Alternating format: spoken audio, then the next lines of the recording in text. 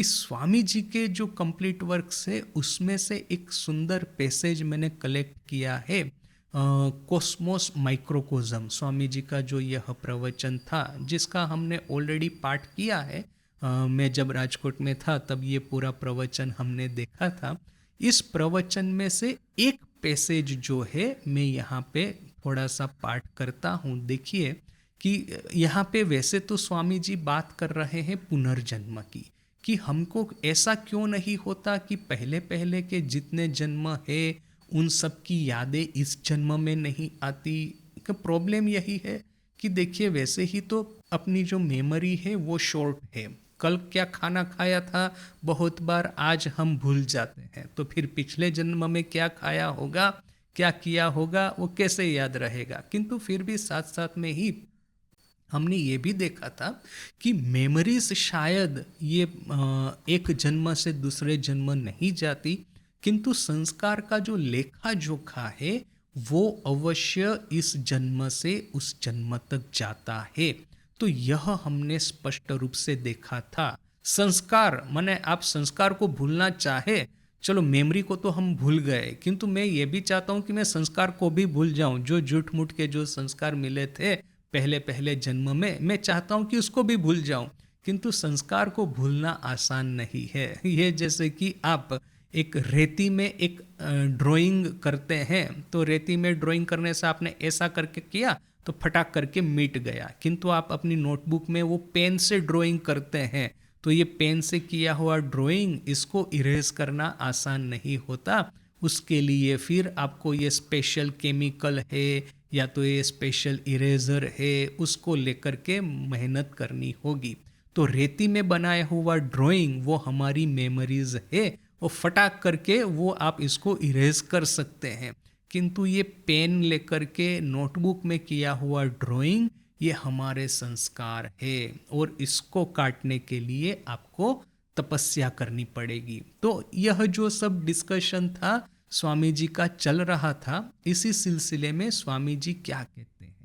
Although we have seen that it is not necessary for the theory that there shall be the memory of past lives, yet at the same time we are in a position to assert that there are instances which show that this memory does come.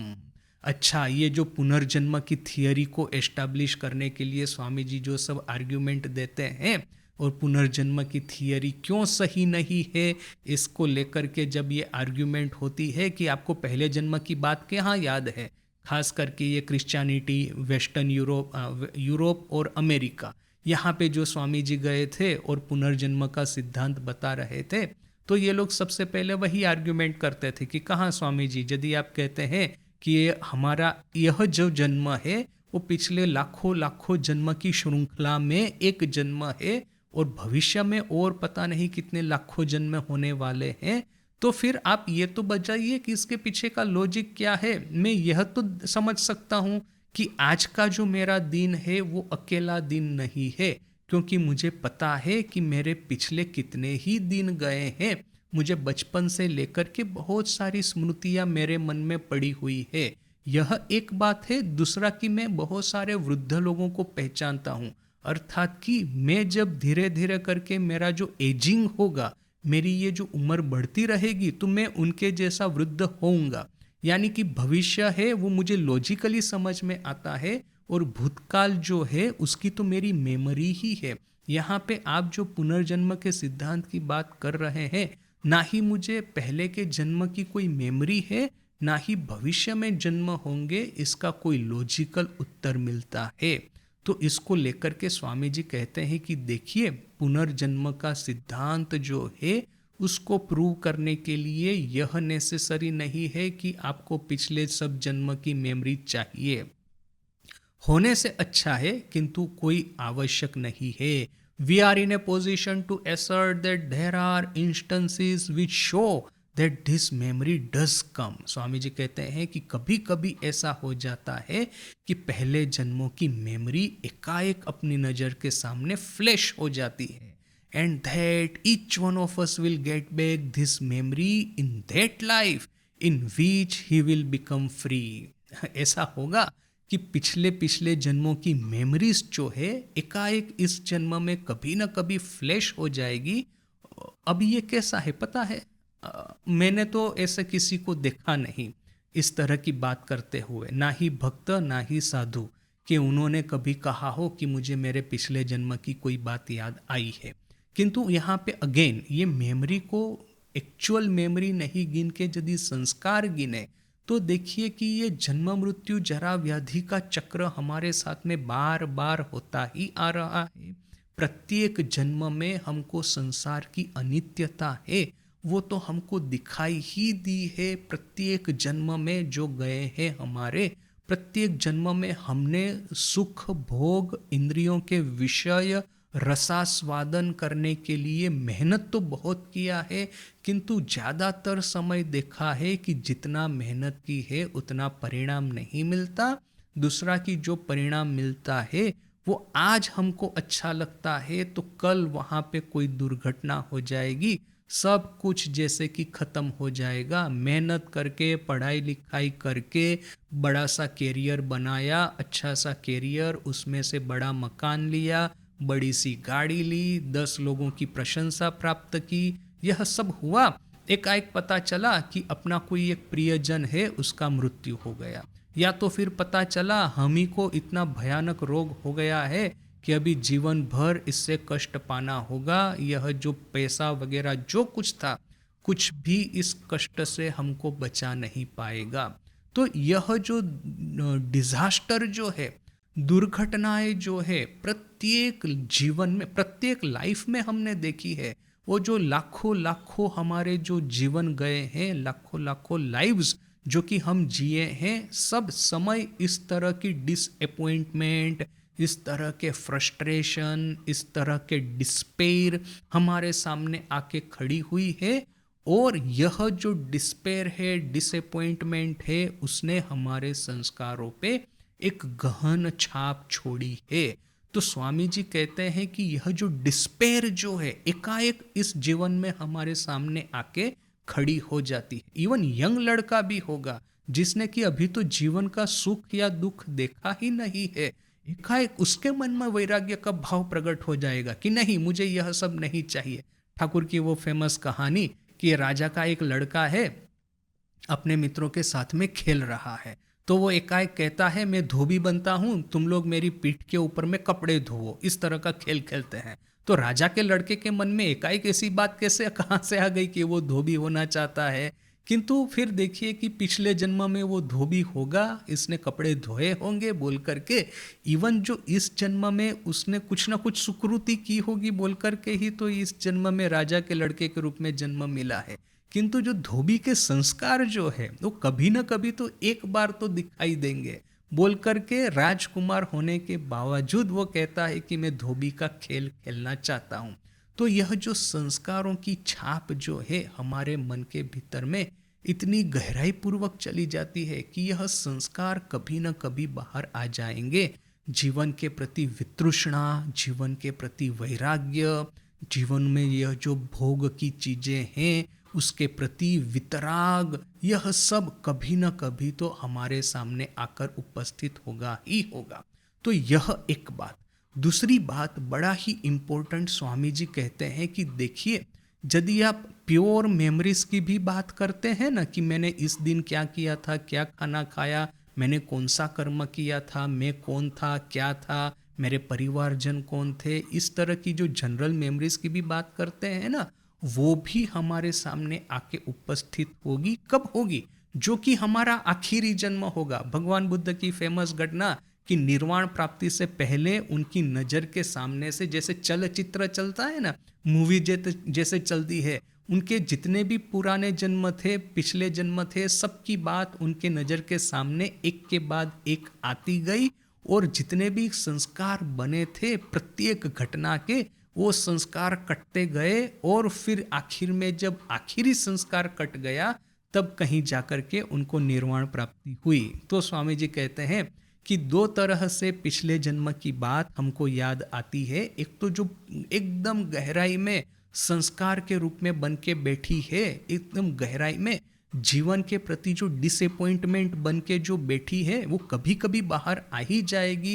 एकाएक वैराग्य का attack होगा ही होगा हमारे ऊपर में, और फिर आखिरी जन्म जब होगा तब हमको यह सब याद आएगा। Then alone you will find that this world is but a dream। तभी तुमको पता चलेगा कि यह जगत स्वप्न मात्र है। Then alone you will realize in the soul of your soul that you are but actors and the world is a stage। तभी तुमको पता चलेगा अपने हृदय के अंतरतम में, in the soul of your soul, कि आप लोग सिर्फ एक्टर है और यह जगत है, स्टेज है, रंगमंच है और हम सब अभिनेता है। Then alone will the idea of non-attachment come to you with the power of thunder। और तभी एक वज्रपात की तरह यह वैराग्य का विचार, वैराग्य हमारे मन में आकर के उपस्थित होगा। Then all this thirst for enjoyment, this clinging onto life and this world will vanish forever। और तभी यह सब इंद्रियों के सुख भोग के प्रति हमारी तृष्णा है, वह यह जो जीवन को पकड़ करके रहने की इच्छा है, जिजीविषा, और यह जगत स्वयं वो हमेशा के लिए वैनिश हो जाएगा, अदृश्य हो जाएगा। Then the mind will see clearly as daylight how many times all this existed for you। और फिर दिन के उजाले की तरह स्पष्ट रूप से हम देखेंगे कि पहले कितने जन्म में यह सब हमारे सामने आकर के उपस्थित हुआ है। How many millions of times you had fathers and mothers। कितने लाखों लाखों बार तुम्हारे माँ और पिताजी हुए थे। Sons and daughters, husbands and wives, relatives and friends, wealth and power। लाखों लाखों बार तुम्हारे माँ और पिताजी थे, पुत्र और पुत्रियां थी, हस्बैंड और वाइफ्स थे, मित्र और परिवारजन थे, वेल्थ एंड पावर था। But they came and went, वो आए और गए। मेरा 1,00,000 जन्म पहला वाला जो जन्म था उसमें कौन मेरे माँ पिताजी थे मुझे पता नहीं, या तो थे तो उनके साथ में इस जन्म में तो कोई संपर्क नहीं रहा। उसमें मेरा कौन हस्बैंड या वाइफ था, कौन पुत्र पुत्रियां थी, कौन मित्र और सगे संबंधी थे, वो तो उस जन्म के साथ में ही चले गए। दूसरे जन्म आया तो फिर दूसरे जन्म में देखेंगे कि फिर से कोई हमारा नया माँ और नए पिताजी, फिर से कोई नया पुत्र पुत्री, फिर से कोई नया संबंधी, और फिर से कोई नया फेम एंड पावर, किंतु उस जन्म के साथ में वो भी चले गए। यह जिसको हम मेरा मेरा मेरा करके कहते हैं, वह सब तो 2 दिन के लिए है, इस जन्म के लिए है। इस जन्म में मृत्यु होगा तो फिर जब नया जन्म होगा तो कौन नए माँ पिताजी होंगे, नए भाई बहन होंगे, नए पुत्र पुत्रियां होंगी, नए परिवारजन, ये मित्रगण होंगे, नए तरह से दूसरे टाइप का नेम एंड फेम आएगा। तो ये तो कितनी लाखों बार गया है और आया है।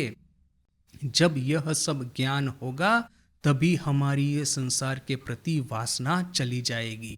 How many times you were on the top most crest of the wave, कितनी बार तुम यह जो महातरंग है उसके शीर मोर पे सवार थे, शीर्ष पे सवार थे। ये कभी कभी होता है ना कि बहुत फॉर्चून खिल जाता है तो बहुत पुण्य किया है तो सक्सेस के बाद में सक्सेस आती जाती है। आज मैं फर्स्ट नंबर से पास हो गया, कल कैंपस प्लेसमेंट हो गया, कल कहीं जा कर के कंपनी में फटाफट करके प्रमोशन हो गया, उसके बाद में मैंने जो प्रोडक्ट डेवलप की थी वो प्रोडक्ट हिट हो गई, या तो फिर मैं पॉलिटिक्स में हूँ और सीधा कहाँ वो मैं आम कार्य करता था, आज मैं सीएम हो गया, परसों में पीएम हो गया, उसके बाद में के दिन में मैं यूएन में लेक्चर दे रहा हूँ और जितने भी वर्ल्ड लीडर है खड़े होकर के तालियां बजा रहे हैं। ऐसा कितनी बार हुआ है कि सफलता की इस तरंग के टॉप पे आप सवार थे।